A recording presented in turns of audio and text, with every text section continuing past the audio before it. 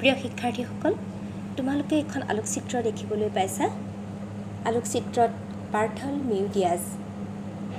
মিউডিয়াছ যিজনে নতুন সাগৰীয় পথৰ সন্ধানত বাটকটীয়াৰ ভূমিকা লৈছিলে। বাৰ্থল মিউডিয়াছ আজিও বন্দনীয়। যিসকল পৰ্তুগীজ নাবিকে দুঃসাহসিক অভিযান চলাইছিল তেওঁলোকৰ বাটকটীয়া হিচাপে আমি বাৰ্থল মিউডিয়াছক আজিও স্মৰণ কৰিব লাগিব। তেওঁ কি কৰিছিলে যে নতুন সাগৰীয় পথৰ সন্ধানত অজনা সমুদ্ৰত তেওঁ নৌযাত্ৰা কৰিছিল। নতুন পথৰ সন্ধানৰ ক্ষেত্ৰত বাটকটীয়াৰ ভূমিকা লোৱা পৰ্তুগীজসকলৰ ভিতৰত দুৰ্দমনীয় আৰু দুঃসাহসিক অভিযান চলোৱা বাৰ্থল মিউডিয়াছৰ জন্ম হৈছিল পৰ্তুগালত।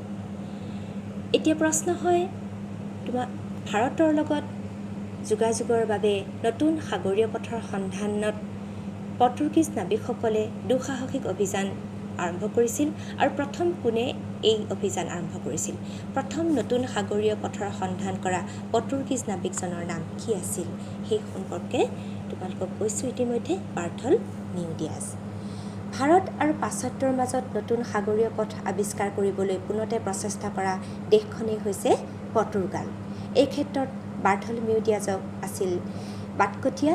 1847 খ্ৰীষ্টাব্দত এওঁ সাগৰীয় পথেৰে আফ্ৰিকা মহাদেশৰ দক্ষিণ দিশত উত্তৰ অন্তৰীপত উপস্থিত হ'ব পাৰিছিল আৰু তেওঁকেই অনুসৰণ কৰি ভাস্কো দা গামাই ভাৰতবৰ্ষত উপস্থিত হ'ব পাৰিছিল।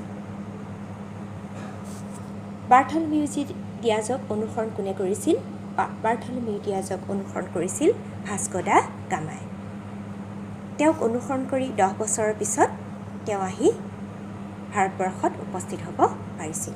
প্ৰিয় শিক্ষাৰ্থীসকল, নতুন সাগৰীয় পথৰ সন্ধানত পৰ্তুগীজসকলে যি দুঃসাহসিক অভিযান চলাইছিল আৰু ইয়াৰ লগে লগে এওঁকেই অনুসৰণ কৰি বাৰ্থল মিউডিয়াছকে অনুসৰণ কৰি আৰু কোনজন পৰ্তুগীজ নাবিকে ভাৰতবৰ্ষত আহি উপস্থিত হৈছিল তেওঁৰ আলোকচিত্ৰ তোমালোকৰ সন্মুখত দেখুৱাবলৈ খুজিছোঁ।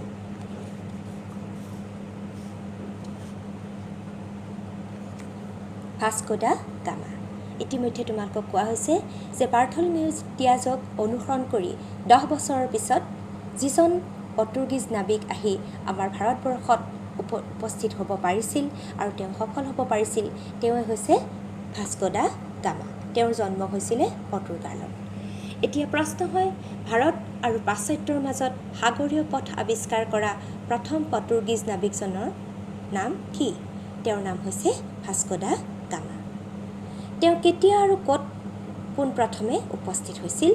তেওঁ পোনপ্ৰথমে তেওঁ 1498 খ্ৰীষ্টাব্দত সমুদ্ৰত নৌযাত্ৰা কৰি দক্ষিণ ভাৰতৰ কালিকট বন্দৰত উপস্থিত হৈছিল। ভাস্কো দা গামাই দক্ষিণ ভাৰতৰ কালিকট বন্দৰত আহি উপস্থিত হৈছিল। ইতিমধ্যে তোমালোকক সাগৰীয় পথৰ যি আলোকচিত্ৰ, যি মানচিত্ৰ তোমালোকক দেখুওৱা হৈছিলে। পৰ্তুগীজসকলৰ দৰে ইংৰাজ নাবিকসকলেও ভাৰতৰ লগত বাণিজ্যিক সম্পৰ্ক স্থাপন কৰিবলৈ নতুন সাগৰীয় পথৰ সন্ধান অন্বেষণত মনোযোগ দিছিল। সেয়া আছিলে 1608 খ্ৰীষ্টাব্দত। গতিকে যিসকল পৰ্তুগীজ নাবিকৰ কথা ইতিমধ্যে তোমালোকে জানিলা, বাৰ্থল মিউডিয়াছকে ধৰি ভাস্কো দা গামা, গতিকে আকৌ আমি আহোঁচোন ইংৰাজ নাবিকসকলৰ বিষয়ে কিছু তথ্য জানিবলৈ। আগতেই কোৱা হৈছে যে গ্ৰেট ব্ৰিটেইন, ইংলেণ্ডৰ পৰা আহিছিলে বিভিন্ন বণিক গোষ্ঠী আৰু ভাৰতবৰ্ষলৈ আহি তেওঁলোকে পিছত উপনি পুতিব পাৰিছিল। গতিকে পৰ্তুগীজসকলৰ দৰে ইংৰাজ নাবিক কোন আহিছিলে সেইসকলৰ সম্পৰ্কে কিছু জানিবলৈ আমি ইচ্ছা কৰোঁ। আহাচোন, প্ৰথমে আমি লৈছোঁ আৰু এগৰাকী নাবিক, এওঁ ইংৰাজ নাবিক, তেওঁ ইংলেণ্ডৰ পৰা আহিছিলে। তেওঁ আলোকচিত্ৰত দেখিছা ফ্ৰান্সিছ ড্ৰেক। তেওঁ ইংলেণ্ডত জন্ম হৈছিলে 1596 খ্ৰীষ্টাব্দত। যিজনে জলপথেৰে পৃথিৱী প্ৰদক্ষিণ কৰিবলৈ সক্ষম হৈছিলে। সেয়েহে প্ৰশ্ন হয়, জলপথেৰে পৃথিৱী ভ্ৰমণ কৰিবলৈ সক্ষম হোৱা ইংৰাজ নাবিকজনৰ নাম কি? ইংৰাজ নাবিকজনৰ নাম আছিল ফ্ৰান্সিছ ড্ৰেক। তেওঁ 1580 খ্ৰীষ্টাব্দ হ'ব এইটো, 1580 খ্ৰীষ্টাব্দত জলপথেৰে সমগ্ৰ পৃথিৱী প্ৰদক্ষিণ কৰিব পাৰিছিল। এতিয়া সমগ্ৰ পৃথিৱী প্ৰদক্ষিণ কৰিবলৈ সক্ষম হোৱা ফ্ৰান্সিছ ড্ৰেকৰ দৰে আৰু এজন আমি নাবিকৰ নাম জানিব লাগিব। তেওঁ ব্ৰহ্মদেশ আৰু ভাৰত ভ্ৰমণ কৰিছিলে।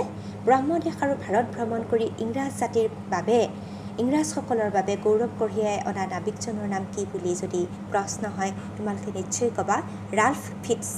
তেওঁৰ নাম আছিলে ৰাল্ফ ফিটছ।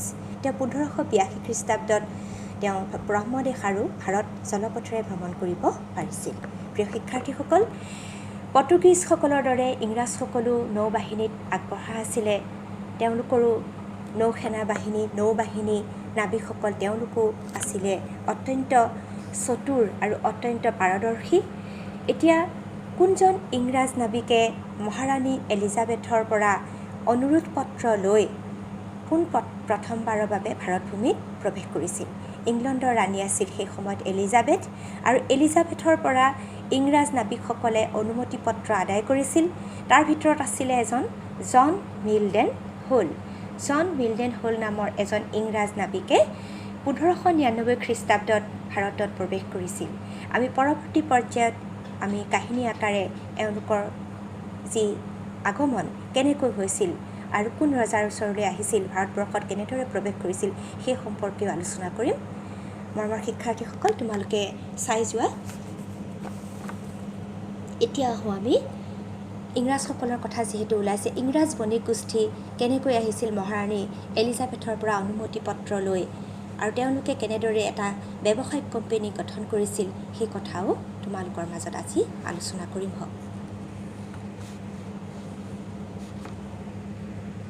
এতিয়া আমি দেখুৱাব খুজিছোঁ ইষ্ট ইণ্ডিয়া কোম্পানী।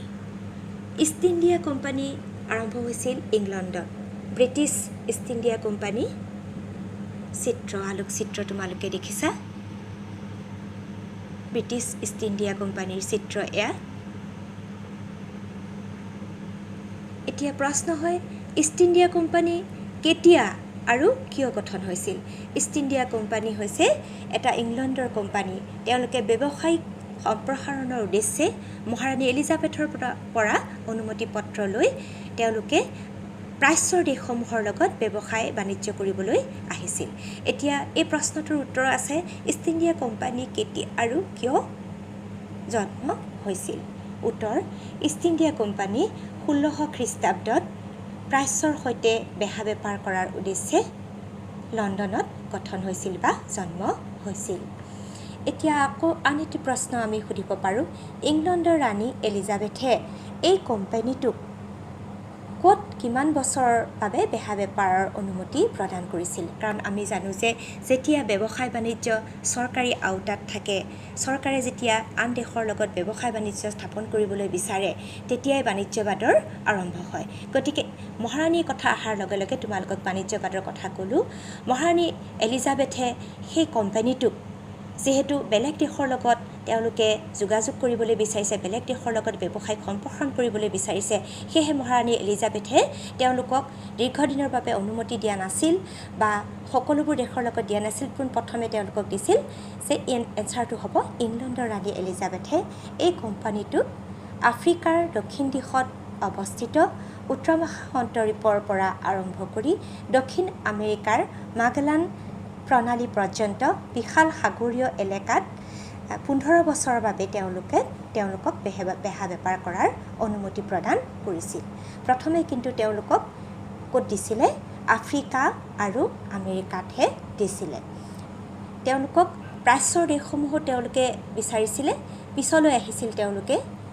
কিন্তু প্ৰথমে মহাৰাণী এলিজাবেথে এই কোম্পানীটোক আফ্ৰিকাৰ দক্ষিণ দিশত অৱস্থিত উত্তৰ-মহা অন্তৰীপৰ পৰা আৰম্ভ কৰি দক্ষিণ আমেৰিকাৰ মাগালান প্ৰণালী পৰ্যন্ত বিশাল সাগৰীয় এলেকাত 15 বছৰৰ বাবে বেহা বেপাৰ কৰাৰ অনুমতি প্ৰদান কৰিছিল। শিক্ষাৰ্থীসকল, এতিয়া আহিলোঁ আমি ইষ্ট ইণ্ডিয়া কোম্পানীয়ে প্ৰথম ভাৰতবৰ্ষলৈতো তেওঁলোক আহিছিল। ভাৰতবৰ্ষলৈ কেনেদৰে আহিছিল সেই সম্পৰ্কে আমি পৰৱৰ্তী সময়ত আলোচনা কৰিম। ইষ্ট ইণ্ডিয়া কোম্পানী ভাৰতবৰ্ষলৈ অহাৰো এটা সুন্দৰ কাহিনী আছে, কিন্তু ইয়াত প্ৰশ্নটো তোমালোকক দিয়া হৈছে যিহেতু আলোচনা কৰিছোঁ। ইষ্ট ইণ্ডিয়া কোম্পানীৰ প্ৰথম বাণিজ্য কেন্দ্ৰটো আমাৰ ভাৰতবৰ্ষত কেতিয়া স্থাপিত কৰিছিল? তেওঁলোকে যিহেতু ভাৰতবৰ্ষলৈ আহিছিলে, তেওঁলোকে প্ৰথম ক'ত স্থাপন কৰিছিল? ইষ্ট ইণ্ডিয়া কোম্পানীয়ে বাণিজ্য কেন্দ্ৰটো প্ৰথম স্থাপন কৰিছিল 1611 খ্ৰীষ্টাব্দত মছলিপট্টমত। আৰু তেওঁলোকে দুটা উদ্দেশ্যৰে ভাৰতবৰ্ষলৈ আহিছিলে। এটা হৈছে কোম্পানীৰ বেহা বেপাৰ, আন এটা হৈছে সাম্ৰাজ্যবাদ স্থাপন। আৰু এই সম্পৰ্কে ইষ্ট ইণ্ডিয়া কোম্পানী কেনেদৰে ভাৰতবৰ্ষলৈ আহিল আৰু প্ৰথমে কাৰ পৰা অনুমতি লৈছিলে, কেনেদৰে তেওঁলোকে খোপনি পুতিছিলে, সেই সম্পৰ্কে এটা সুন্দৰ কাহিনী আছে। সেই কাহিনীলৈ আমি পৰৱৰ্তী খণ্ডত যাবলৈ খুজিছোঁ। নিশ্চয় তোমালোকে পৰৱৰ্তী খণ্ডটো চাবা আৰু নিশ্চয় তোমালোকে উপকৃত হ'ব পাৰিবা।